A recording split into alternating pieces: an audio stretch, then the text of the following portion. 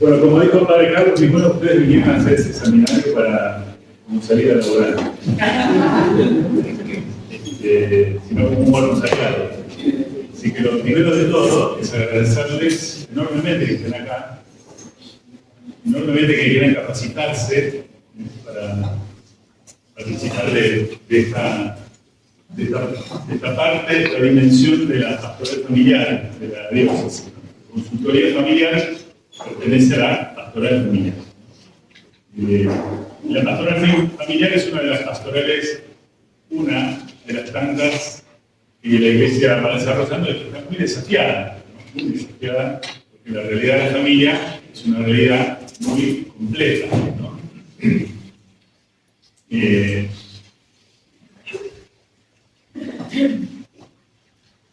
Como un ejemplo de complejidad. Miren esta imagen,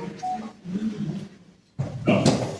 Y comparémosla con la imagen que nos presentaron al principio. ¿Qué podemos notar? Bueno, esa es una familia tradicional. ¿Cuál? La Sagrada Familia. Y esta es una familia igual ensamblada. Bien, dos familias diferentes, dos modelos familiares diferentes, que tienen por detrás dos pensamientos diferentes y que suscitan en nosotros sentimientos diferentes. ¿No? Quizás los más jóvenes no, pero los menos jóvenes, los que hace más tiempo que son jóvenes, cuesta mucho más asumir la idea y los sentimientos positivos, comprensivos, inclusivos de este modelo familiar a este, ¿verdad? Cuesta un trabajo, es decir, estamos hablando acá que hay toda una transformación cultural. La familia está en crisis. Sí. No. Están todos bochados. La familia no está en crisis. Lo que está en crisis es el modelo familiar. Porque el ser humano siempre, naturalmente, va a formar familia. Lo que nos cuesta es el modelo familiar no está en crisis. Porque nosotros adherimos a la Sagrada Familia como nuestro modelo familiar, como un modelo profundo. Y esa es la teología sobre el matrimonio y la familia que la Iglesia sigue sosteniendo y siempre lo sostendremos. Pero ¿cuál es el desafío dentro de una teología y un pensamiento y un modelo familiar? ¿Cómo hacer que podamos encontrar modos de que nadie se sienta excluido? O sea, que no limite, sino que integre. Eso es un desafío enorme, porque hace falta de nosotros un avance en el pensamiento y en el sentimiento. Y cuando uno dice avance en el pensamiento y en el sentimiento, no está diciendo que tiene que renunciar o no ser fiel a lo de siempre. ¿Me explico? Y lo digo porque esto seguramente causa algún tipo de temor en nosotros. Algunos se alegran un montón con ideas, lo digo así, a lo bruto, para que se entienda. Pero entiéndanme, ¿no? Algunos estarán muy contentos porque hay que tener ideas progresistas sobre la familia, y otros, lo contrario, ideas conservadoras de la familia. Entonces nosotros no queremos ni un progresismo acrítico, sin discernimiento, ni un conservadurismo que no sea fiel a la tradición. Que aparenta ser fiel a la tradición, pero no lo es. A la tradición, digo, a la tradición de la Iglesia, sobre el matrimonio y la familia. ¿Siguen? Sí. Bien, entonces, por eso digo, hago esta distinción, no está en crisis la familia, sino el modelo familiar. De hecho, también la familia, por eso mismo, entra en crisis. Y es una experiencia que está en crisis. Yo les digo, en el fondo, lo que está en crisis, analizando bien, es lo que nos cuestiona, lo que nos pone en crisis, son los modelos familiares que están apareciendo por una cuestión de un cambio aceleradísimo de lo cultural. Es un desafío para nosotros. Esto es toda una actitud que nos presenta la Amoris Laetitia, es la exhortación apostólica del Papa Francisco luego del sínodo de la familia que se realizó en el año 2015, y en el año 2016 el Papa presenta esta exhortación apostólica. Suele suceder después de un sínodo que el Papa tome las conclusiones del sínodo y elabore un texto pastoral, no doctrinal. Esto es muy importante. Los textos doctrinales en la Iglesia se llaman encíclicas. Son textos doctrinales, donde yo tengo que adherir con fe. Las exhortaciones pastorales apostólicas son exhortaciones, son invitaciones, son llamados y propuestas pastorales, apostólicas pastorales. Eso también es muy importante distinguir, porque la intención de Amor y Leticia, la alegría del amor, es dar orientaciones pastorales a partir de lo que la Iglesia siempre creyó y cree sobre el matrimonio y la familia. Claro, esto es muy importante, porque si no, podemos empezar a generar discusiones estériles. Uno está discutiendo la doctrina, yo no estoy hablando de la doctrina, yo digo igual que vos y digo lo mismo que vos, pero en este caso práctico, ¿cómo tenemos que orar? Y esto tiene mucho que ver con ustedes, porque ustedes van a recibir casos prácticos, situaciones prácticas de crisis. Las van a tener que escuchar, las van a tener que orientar. Y la orientación siempre está basada en lo que la Iglesia cree sobre el matrimonio y la familia, lo que nos dice nuestra fe a partir del Evangelio, respondiendo a una realidad práctica que es esta persona, este señor, esta señora con estos hijos, con estas hijas. O no, porque puede venir muy claro, ¿no? Entonces, por eso un poquito a propósito, medio así, como se dice, medio provocativamente pongo este dibujo, porque desde el inicio, el Amor y Leticia nos va a decir que la situación familiar es una situación compleja. Y entonces, ser simplistas puede hacer que no seamos fieles al Evangelio. Por querer ser fieles, podemos pecar de simplistas, ¿no? Y estaríamos reduciendo y no integrando. ¿Sí? Por eso juego con estas dos imágenes, ¿no? Además, fíjense, déjenme un poco jugar. Déjenme un poquito jugar. Esto es, con todo respeto por supuesto, pero déjenme jugar. Me defiendo por ahí. No abras el paraguas antes de que llueva, Martín. Bueno. Modelo familiar, familia tipo. Díganme, un modelo familiar. ¿En qué familia ustedes conocen? Hay una madre que además de ser madre es virgen. Que se casó con alguien con el cual no va a tener hijos y adoptan un hijo. Un hijo que es hijo único. No es familia tipo. El nene y la nena. Hijo único. Y además ese hijo es hombre y Dios al mismo tiempo. No es que sea mitad hombre y mitad Dios. Es todo hombre y todo Dios. Díganme, ¿encontrar una familia así? ¿Que responde este modelo perfecto? Entonces, eso que quiere decir que no lo vamos a tomar, por supuesto. Pero me entienden a lo que vos, ¿no? Es decir, cómo nosotros tenemos que tener una comprensión profunda de lo que significa la Sagrada Familia, los contenidos de fe, la invitación que nos invita, la invitación que encontramos en este modelo familiar y los valores que nos está invitando a que nuestras familias tengan. Cada uno tendrá que encarnarlo de acuerdo a su propia realidad. Nosotros tenemos que, ustedes tendrán que ayudar a poder resolver esos conflictos en orden a estos valores que salen de esta familia. ¿Sí? Dicho esto, entonces, como premisa, repito un poquito. Una premisa sobre esta exhortación apostólica. El Papa utiliza una figura. La familia es un precioso poliedro. ¿Qué es un poliedro? Si alguien no conoce qué es un poliedro, es eso, ¿ven? Ella no es una esfera. La esfera, todos tienen la misma distancia entre el centro y el borde. En cambio, un poliedro no es la misma distancia. No, está lleno de caras, y las caras son de, encima, en este poliedro, pintadas de diversos colores. Eso es una familia bien compleja, Compleja no quiere decir que sea complicado, es complicado que sos vos.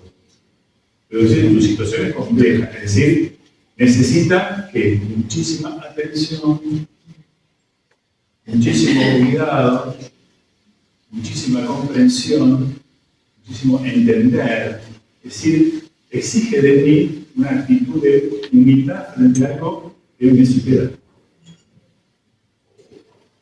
y que yo no controlo. Entonces esto de que viene el Padre Obispo a iluminarlos, el único que ilumina acá es el Espíritu Santo, ¿no? Es la luz, es Dios. Nosotros nos dejamos guiar. Yo lo que hago es transmitirles a ustedes lo que la Iglesia nos enseña, ¿sí? Y principalmente en esta exhortación apostólica. Por eso el Papa dice, las culturas son muy diversas entre sí. No es lo mismo una familia de San Martín que una familia de Bíblico, que una familia de La Cárcova, que una familia de Ballester, que una familia de Caseros o de Ciudadela, o que de San Isidro, o que de Uruguay, o Chile, o Perú, o México, Estados Unidos, o Francia, España, África, Asia. ¿No? ¿En todos hay familias? Sí, pero ¿todas iguales? No. ¿Hay un papá y una mamá y unos hijos? Básicamente sí. Y todos responden en definitiva a ese modelo. ¿No? Pero es mucho más complejo. Sería muy simplista decir papá, mamá, hijos y nada más. Este papá es toda una historia, esa mamá es toda una historia, estos hijos son toda una historia, toda una cultura. Por eso las culturas son muy diversas entre sí, hay que conocerlas. Ustedes van a preguntar enseguida, ¿de dónde son? Y de tal barrio, de tal lugar. ¿Y de dónde vienen? ¿Y cómo el papá, cómo es tu familia de origen? Porque de acuerdo a la familia que yo viví, es la familia que yo voy a ir construyendo también. Se enlaza con la familia de la otra parte, que también tiene su cultura y su historia. Entonces, eso implica que la Iglesia entendió, con el sino de la familia, que tenía que reflexionar muchísimo. O sea, la doctrina estaba clara, pero no estaba tan claro cómo aplicar nuestra fe, cómo iluminar con la fe que es la que ilumina estas realidades tan complejas, desafiantes de la cultura del otro. Entonces la Iglesia tenía que, y esa fue la gran actitud del Papa Francisco, que introdujo algo que ya existía, pero lo potenció, que es escuchar. Escuchemos las familias. Y dijo algo hermoso. Las familias no son un problema. Las familias son una oportunidad. Una oportunidad para que Dios pueda entrar. Para que nosotros orientemos para que puedan encontrarse con Dios. No son un problema de cómo resuelvo, que respondan al modelo, sino cómo escucho, comprendo y veo de qué manera ellos pueden encontrarse con este mundo y puedan querer asumirlo. Por eso es necesario salir de una estéril contraposición. ¿Cuál es la estéril contraposición? La ansiedad de cambiar. La Iglesia tiene que cambiar, se tiene que actualizar. ¿Sí? ¿Eso qué quiere decir? ¿Que tiene que adaptarse a la cultura de hoy? ¿Tiene que, desde el Evangelio, iluminar con la cultura de hoy y dejarse también iluminar por algo que Dios está hablando en la historia y en la cultura de hoy? Entre la ansiedad de cambio y la aplicación pura y simple de normas abstractas. ¿Qué es la aplicación pura y simple de normas abstractas? Es lo que en lenguaje coloquial decimos me dio la Biblia con la cabeza. Con el que te entre. Vos no importa. Lo importante es que vos entiendas esto y lo aceptes. ¿No? Entonces, esa es la contraposición. Ustedes vayan registrando sentimientos, ecos interiores de lo que van escuchando, que después vamos a tratar de compartir. Si la tiranía del tiempo no. Bueno, yo voy a hacer un panorama rápido sobre cada uno de los capítulos de la serie de la Amor y Leticia, si no me equivoco son 9 capítulos. Capítulo primero, a la luz de la palabra. Antes de avanzar, te voy a decir una cosa. Amor y Leticia. Amor y Leticia. La alegría del amor, qué lindo el título, la alegría del amor, es positivo, es esperanzador, propositivo, no impositivo, es propositivo. Te ofrezco esto para que tu vida sea más feliz, para que tu matrimonio y familia tengan una herramienta para ser felices. Propositivo. Humildemente proponemos lo que nosotros queremos, no es impositivo, es propositivo. ¿Qué quiero decir? Yo les voy a hacer un resumen. Pero no hagan la picardía de secundarios. Por favor, agradecidamente, leanla. Es el manual básico para la consultoría familiar. ¿Sí? No le puedo decir que es la Biblia, porque ya la Biblia dice. Pero es el manual básico de consultoría familiar. No es difícil de leer, es un lenguaje accesible, pastoral, hermoso. Así que por favor, leanla. No sé si le van a tomar examen o dentro del equipo de consultoría, pero se lo dejo a su conciencia. Se lo va a dar la picardía del secundario que lee el resumen. Capítulo primero, a la luz de la palabra. Algunos conceptos que ya dijimos. La familia no es un ideal abstracto, sino un trabajo artesanal. Ustedes tienen un trabajo artesanal. No es copia y pega, no es guitarreo, no es la inteligencia artificial, es artesanal, que significa ustedes es a partir de experiencia. Ustedes tienen ¿qué experiencia? La experiencia de la familia y el conocimiento de la palabra de Dios y de lo que la Iglesia dice en los documentos. Hecho carne en ustedes. Por eso está bueno eso que no sea un solo matrimonio del Oriente, sino tres. Porque una experiencia no agota ninguna otra experiencia. Al contrario, enriquece. La palabra de Dios no se muestra como una secuencia de tesis abstractas, sino como un compañero de viaje, también para las familias que están en crisis, por medio de algún dolor, y les muestra la meta del camino. Compañeros de viaje. Los orientadores son compañeros de viaje. Podemos tener la imagen hermosa de los peregrinos de Maús, con la cara triste, discutiendo. Uno se llamaba, ¿se acuerdan? No importa. Se llamaba Eufaz.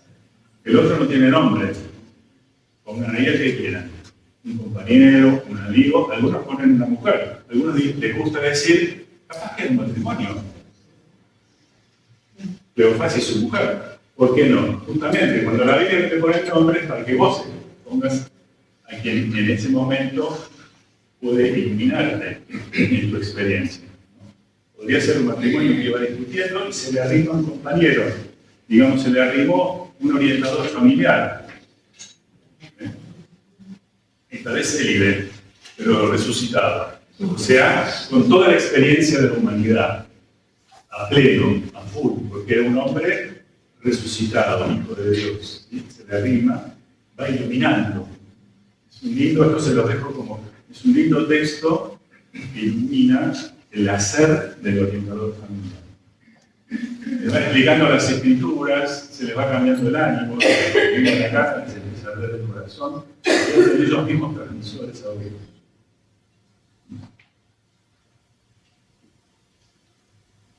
Capítulo segundo habla de la realidad y los desafíos de la familia. Es decir, como suelen hacer los documentos eclesiales, una mirada a la realidad. Para no partir solo de teorizaciones. Miremos la realidad. Un oído en el Evangelio y un oído en el pueblo, ¿no? Un oído en el Evangelio, la palabra de Dios, otro oído, la realidad y la historia. Y discernir que una voz complemente la otra, una voz ilumina la otra. La realidad y los desafíos de la familia hoy. Dos frases importantes de ese capítulo. Las exigencias y llamadas del Espíritu resuenan también en los acontecimientos mismos de la historia.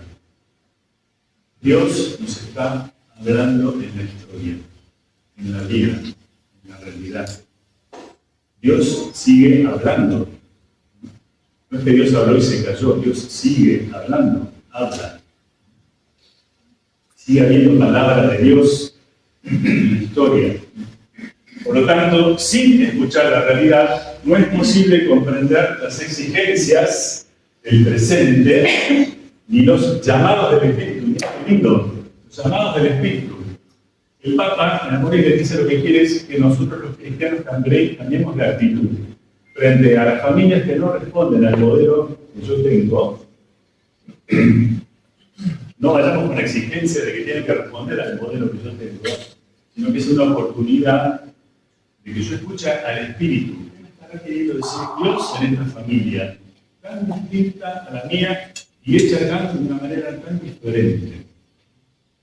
Como le pasa a ustedes, papás y mamás, con sus hijos. A lo mejor forman familia de manera totalmente diferente a la que ustedes les han enseñado y ustedes han formado con sus parejas. Dicen, este hijo mío, ¿de dónde salió? Esta hija mía, ¿de dónde salió? ¿No? Ya nos estamos acostumbrando. Pero fue todo un aprendizaje para una generación que los novios se vayan a vivir y después vamos a ver si nos casamos. Era tremendo eso, ese cambio, ¿no? Ahora ya lo hemos naturalizado. Bueno, ¿qué nos está queriendo decir el Espíritu Santo ahí? Algo nos está queriendo decir. No puedo siempre decir esto no va, no es así, nunca lo pensé para vos. Puedo tener ese sentimiento, pero la actitud que me está queriendo decir. Una actitud de apertura al misterio.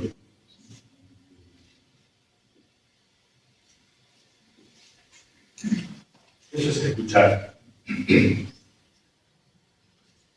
Escuchar de verdad es la capacidad de poner en suspenso el juicio. Y escuchar. No quiere decir no juzgar.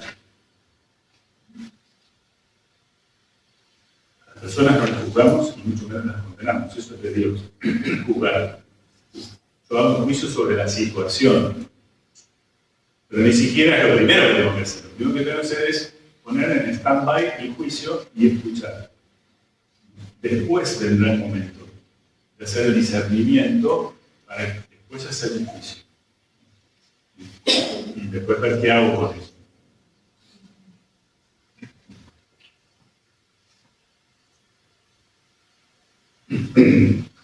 Esta es una interesante fotografía de la situación. De las situaciones de hoy, del hombre de hoy. Con respecto a la familia, ¿no? Por un lado se teme la soledad. Se desea un espacio de protección y de fidelidad. Por otro lado, al mismo tiempo crece el temor de ser atrapado por una relación que pueda postergar el logro de las aspiraciones personales. Esta es la crisis de la cultura actual.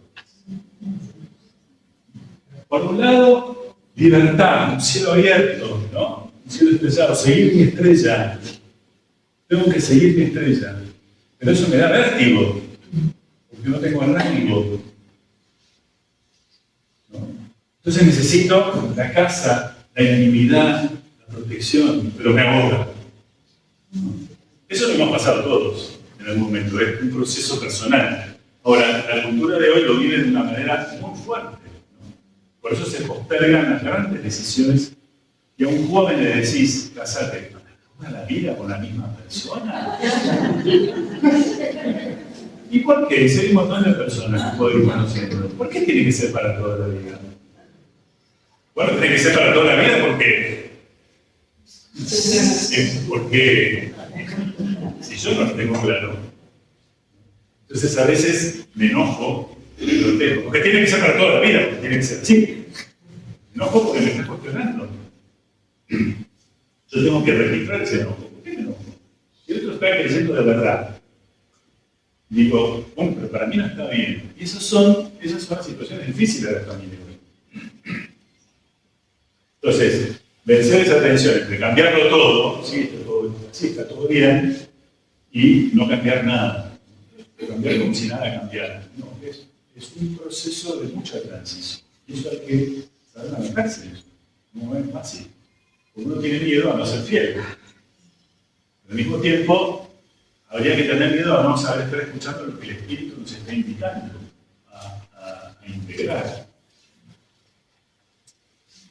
Por eso puse estas dos figuras, ¿no? Porque la casa de intimidad, ¿no? ¿Cuánto deseo de intimidad? Y por el otro lado, ¿cuánto deseo de libertad?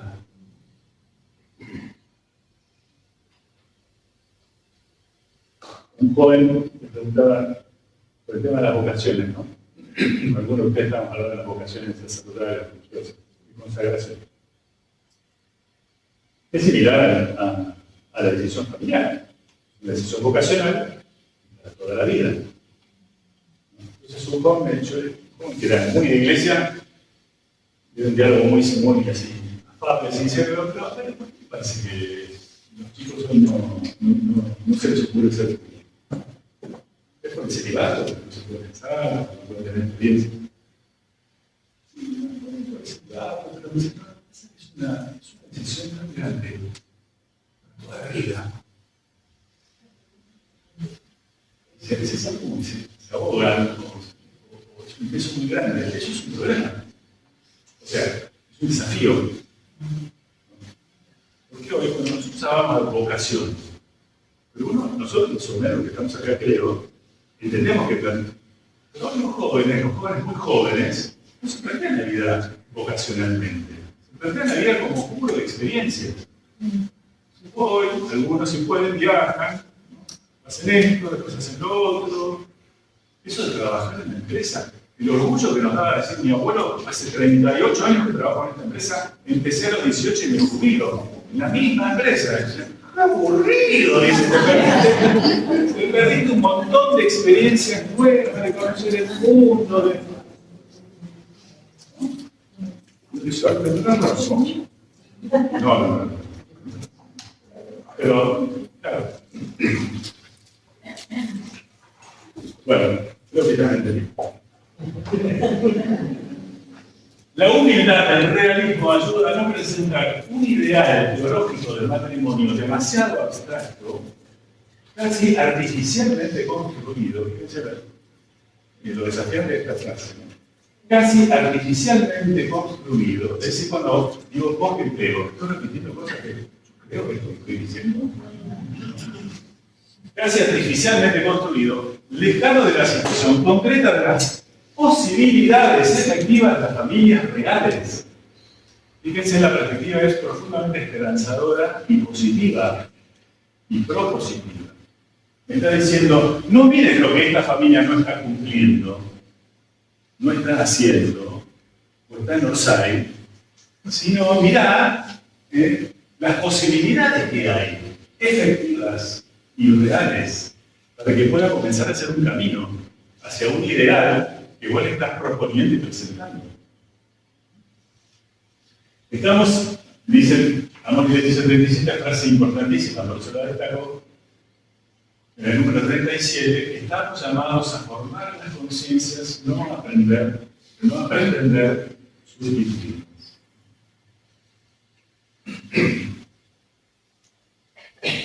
Por eso, esta artesanía, que decía el Papa, es una sana tensión.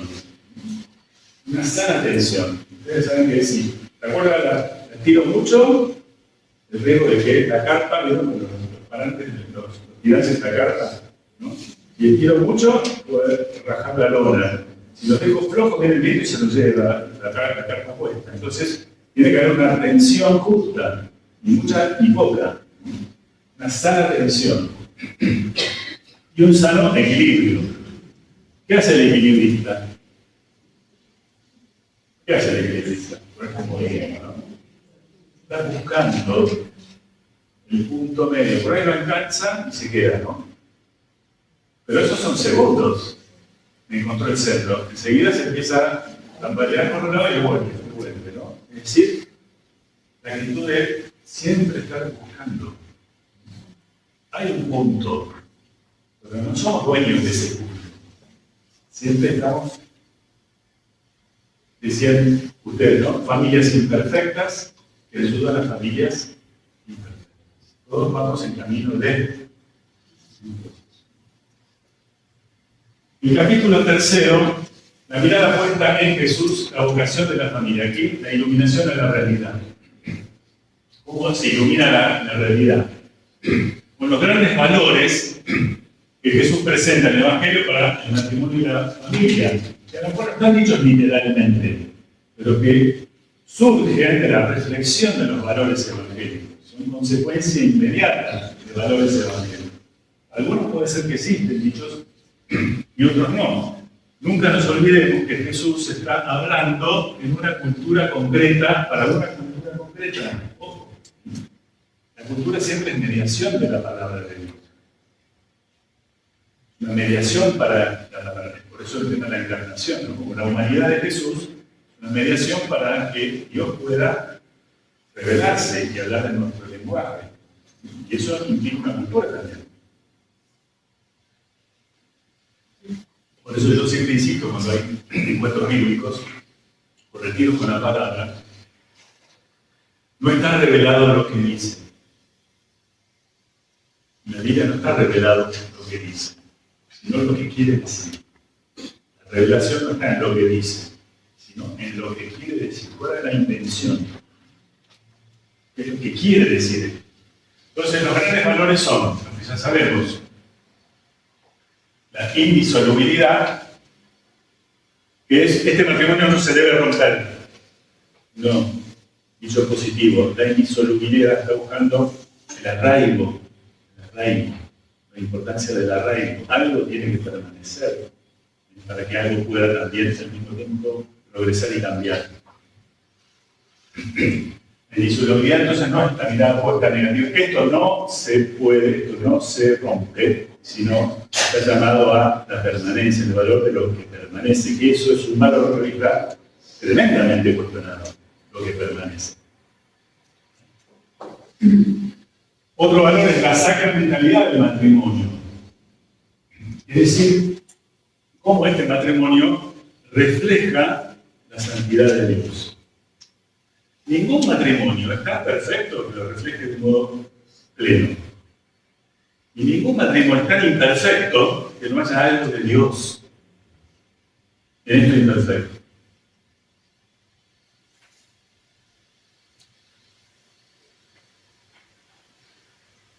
El otro valor es que el matrimonio está vinculado inmediatamente a la transmisión de la vida, de ser generativo,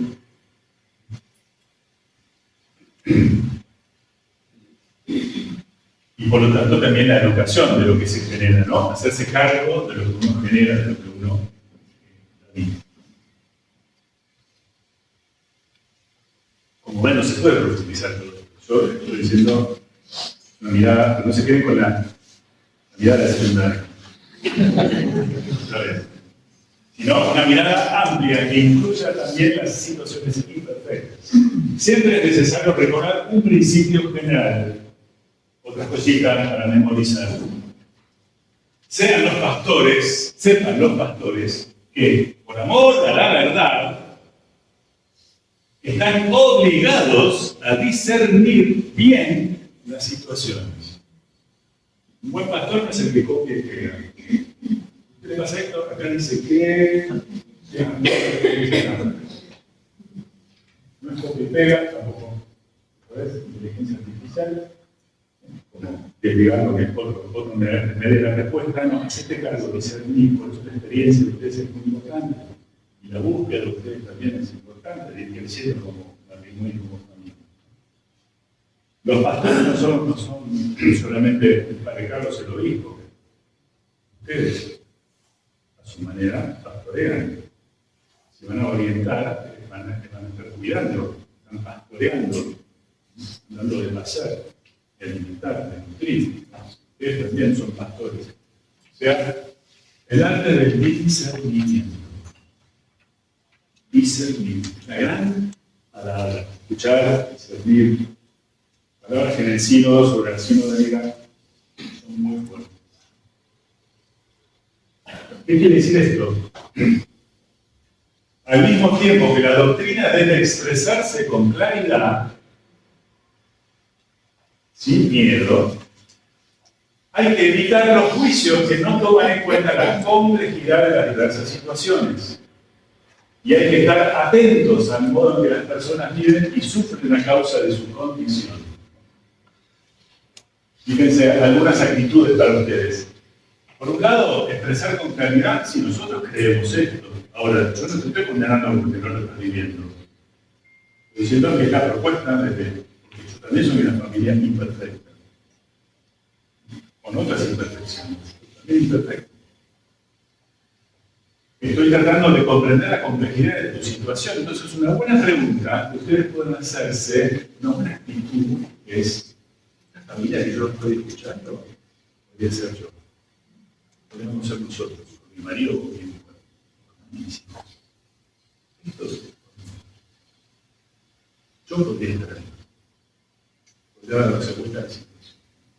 Si ustedes observan esa actitud humilde, franca, van a entrar en empatía, van a poder comprender la complejidad. Y las personas se van a poder sentir comprendidas y no juzgadas. Entonces, en la sala de la consultoría familiar no estará vacía.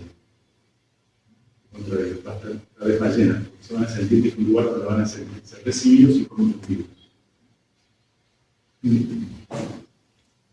Capítulo 4. Habla del amor en el matrimonio. Acá es la experiencia del amor humano. Es una verdadera y atenta exégesis del amor.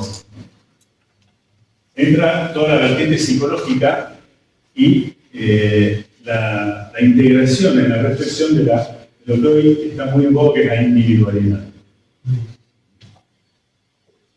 Esta cultura nos ha ayudado a rescatar. Vemos que habíamos perdido un poco la individualidad y la subjetividad.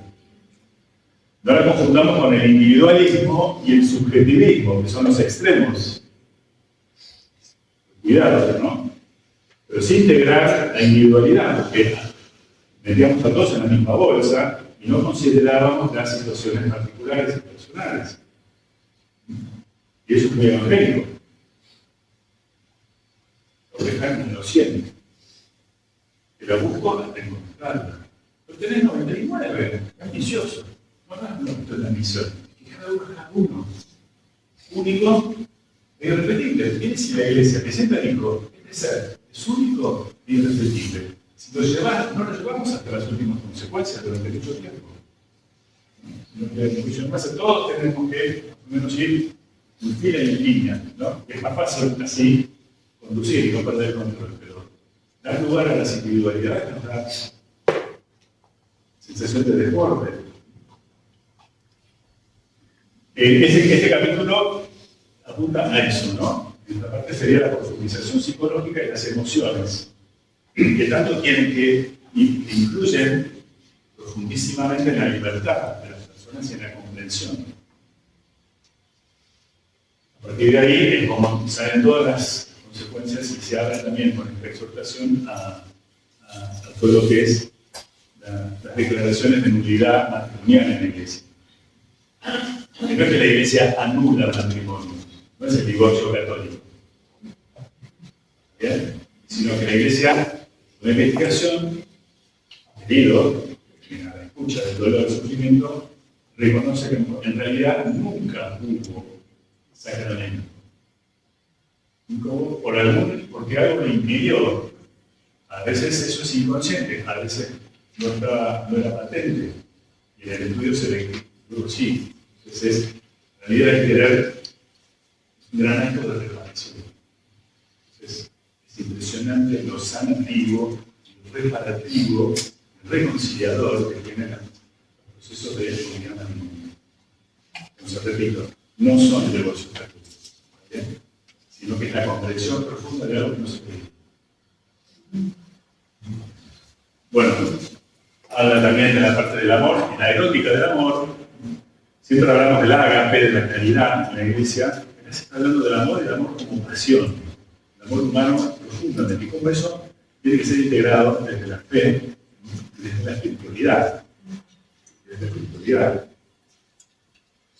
Nos pasó mucho tiempo las cosas de Dios y las cosas de la sexualidad o del sexo era como que estaban un poco La iglesia y la política, la iglesia y el sexo, son esas cosas que a nosotros los cristianos nos cuesta mucho integrar evangélicamente. Tenemos miedo de bandearnos para un lado, actuar como ángeles, o bandearnos para el otro y perder trascendencia.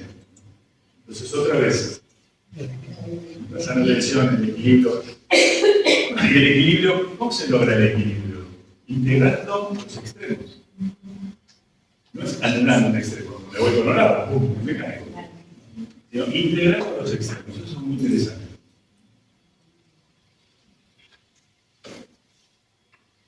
La cotidianidad del amor que es enemiga de todo idealismo. No hay que arrojar sobre dos personas limitadas, escribe el Papa, el tremendo peso de tener que reproducir de manera perfecta la unión que existe entre Cristo y su Iglesia, que es el ideal del sacramento. Y siempre, si es ideal, es una meta que hay que ir. Familias imperfectas que acompañan familias imperfectas. Porque el matrimonio, como signo, implica un proceso dinámico que avanza gradualmente, paso a paso, con la progresiva integración de los dones de Dios. Así obra la salvación de Dios, dinámicamente, progresivamente, integrando a veces también los errores y los fallos en la vida. De tal manera que hasta los fallos de la vida toma, fracasos de la vida toma, para conducirnos a la salvación. Eso es lo hermoso de la redención. ¿Sí? Vamos llegando. Capítulo 5. El amor que se vuelve fecundo. Aquí habla sobre los hijos, ¿no? Está todo concentrado sobre la fecundidad y la generatividad del amor. Acá hay algo interesante. Amor y Leticia no toma en consideración la familia mononuclear. Vamos a decir qué quiere decir. Porque es bien consciente de la familia como amplia red de relaciones. Familia mononuclear significa entender la familia desgajada de la realidad de otras familias como un ideal teórico y abstracto. Ustedes mismos decían al principio, ¿no? En la presentación, consultoría familiar es una red de familias que ayuda a otras familias. Son tres los que escuchan, tres matrimonios los que escuchan de manera ideal. Es decir, no es mononuclear, sino puedo entender la familia aislada de la realidad familiar de la cultura de otras familias. Es una red familiar.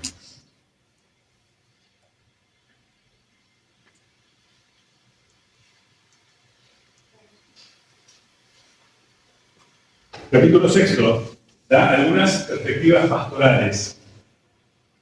Afronta algunas vías pastorales que orientan para construir familias sólidas y fecundas según el plan de Dios. Miren qué lindo. Cada crisis esconde una buena noticia que hay que saber escuchar afinando el oído del corazón. Y ustedes vinieron para eso. Este Pablo lo contesta seguro. Pero no a la segunda. Capítulo 7. Reforzar la educación de los hijos. Acá la educación de los hijos.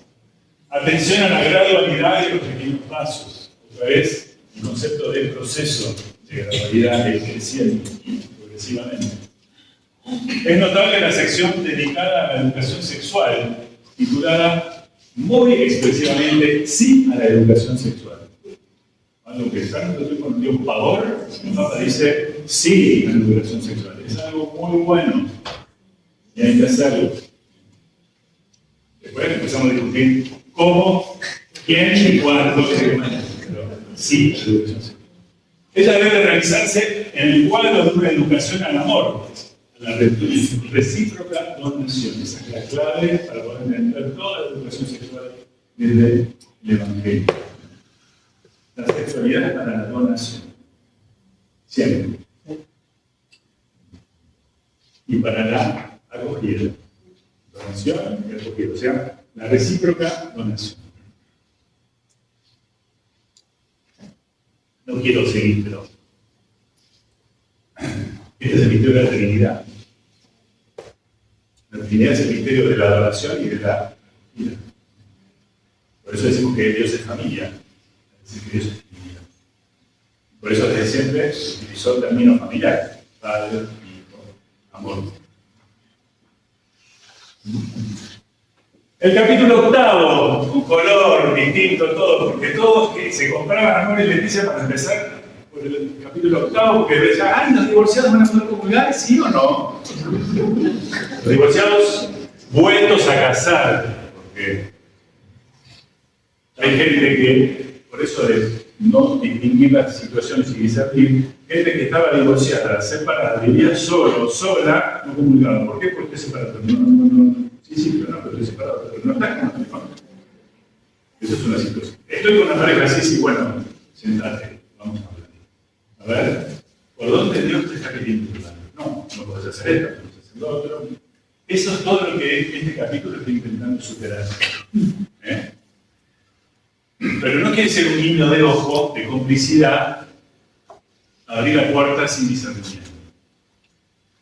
Esa lectura la hacen los que tienen miedo a no ser fieles a la doctrina de siempre. Y por miedo a no ser fieles a la doctrina de siempre, cierran puertas. O ponen aduana, como dirían. Y eso es tan grave como abrir las compuertas de un dique que salga el agua. Es tan grave como. Entonces, ninguna de esas dos cosas. Hay que discernir. Y el discernimiento, dice la Iglesia, es caso por caso. Le damos los principios, se escucha la realidad y el arte y el discernimiento de nunca suplantar la conciencia, sino el arte de la conciencia.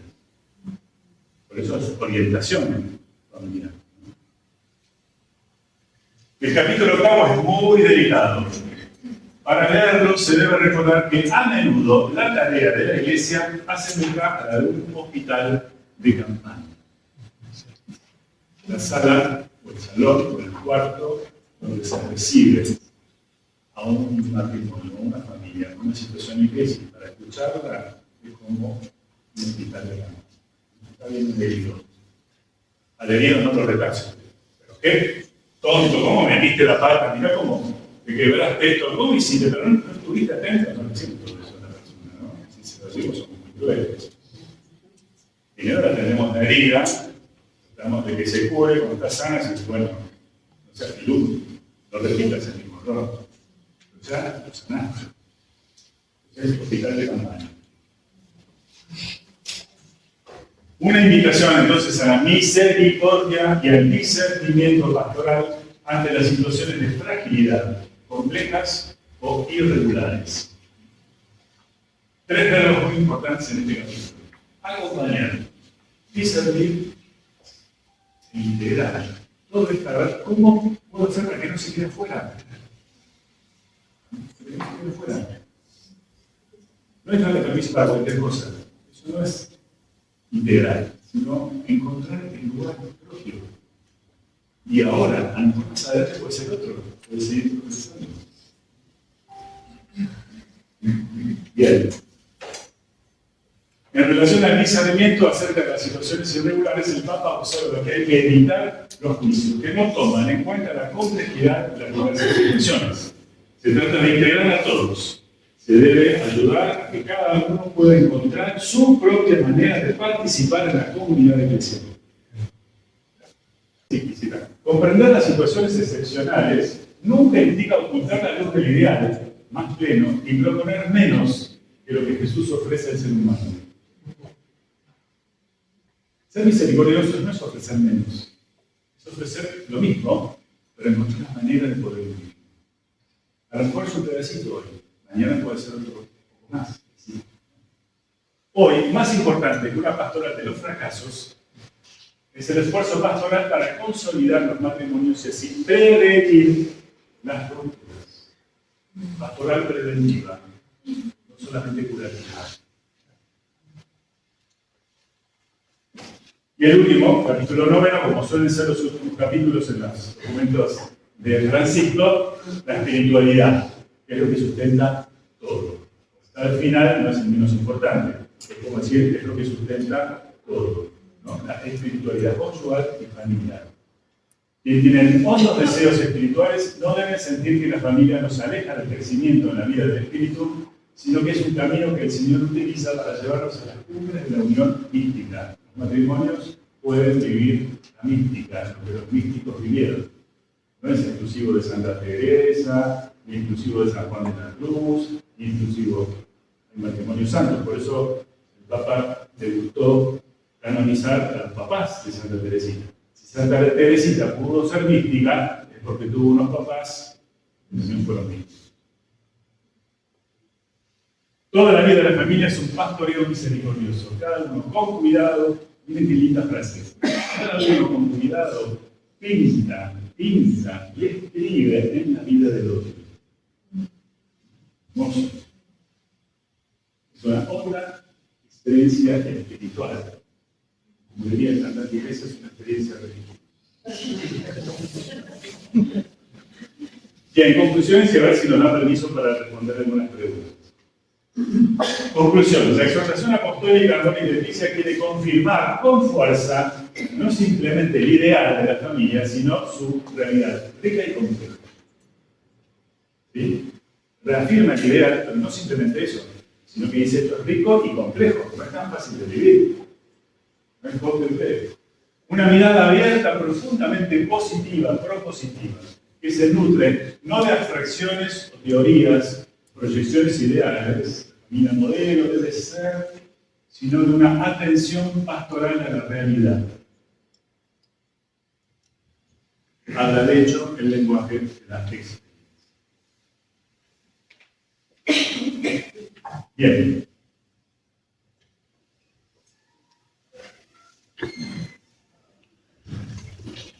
Tomamos 10 segundos de silencio para percibir interiormente acá y acá algunas resonancias.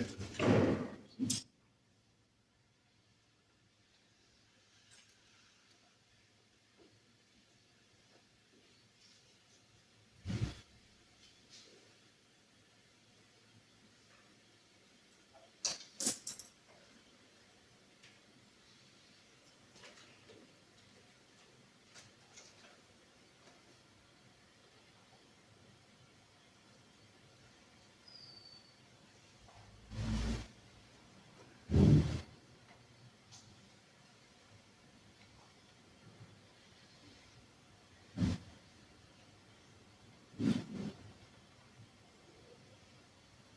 Bien. ¿Tenemos tiempo para responder algunas preguntas? Sí. Hasta las 9, ¿no? Sí. Bien. Tenemos unos 10 minutos para preguntas. ¿Alguna pregunta? ¿Dónde está el resumen de Amor y Leticia? ¿Cuál es la realidad que encuentra Andrés, perdón, vos mostraste dos modelos familiares. Sí. Pero la realidad es que la otra familia que mostraste apunta a la primera familia. Con sus cosas, con sus hijos, hijas, hijas, todo mezclado, apunta a la familia, ¿no? Que uno apunta nuevamente a una familia. Una meta. Una meta. Un ideal. El ideal siempre es meta. Siempre es exacto. Si el ideal yo lo presento como camino, puedo terminar siendo tan exigente, tan riguroso que quiebro el camino. Quiebro lo que justamente quiero cuidar. Exacto. Pero siempre es una meta. El ideal es una meta que ilumina y nos atrae a más. Por eso lo que hay que procurar es sentirse atraído por ese modelo.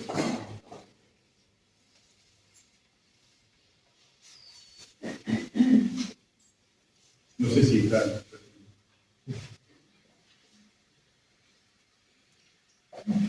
El arte es cómo hago ese camino. Claro. Que nadie quede acostado. Saber esperar. Saber sostener a que a lo mejor se queda por un largo tiempo afuera del camino.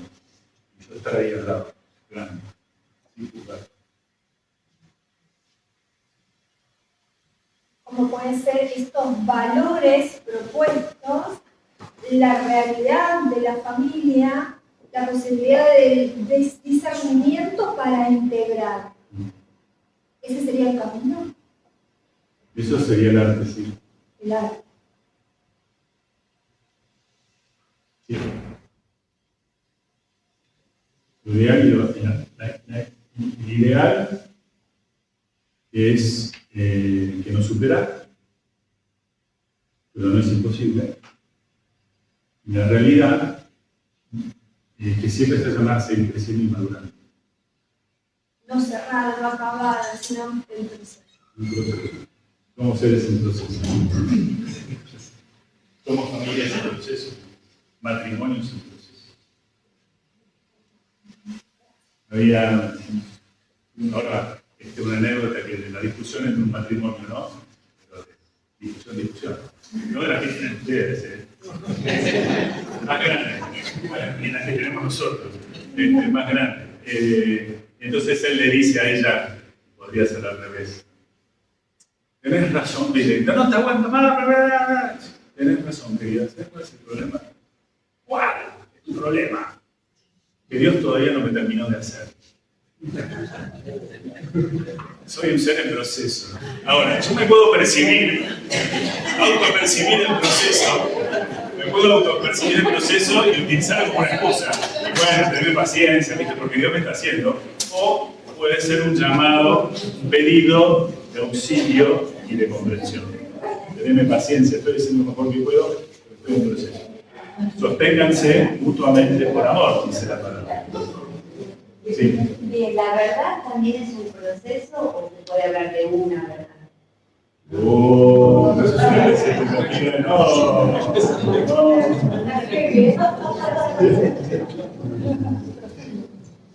Vuelvo al poliedro. La verdad nosotros creemos que es una. Yo soy el camino, la verdad y la vida.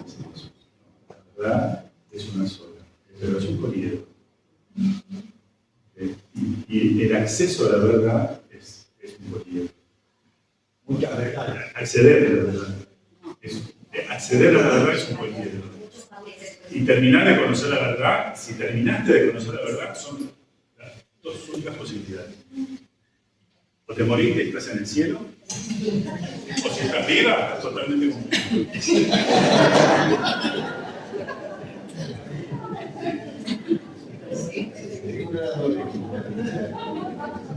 O sea, siempre, la verdad es una verdad silente. La verdad nosotros decimos es misterio. Nosotros no controlamos eso. Por eso no es un problema, es un misterio.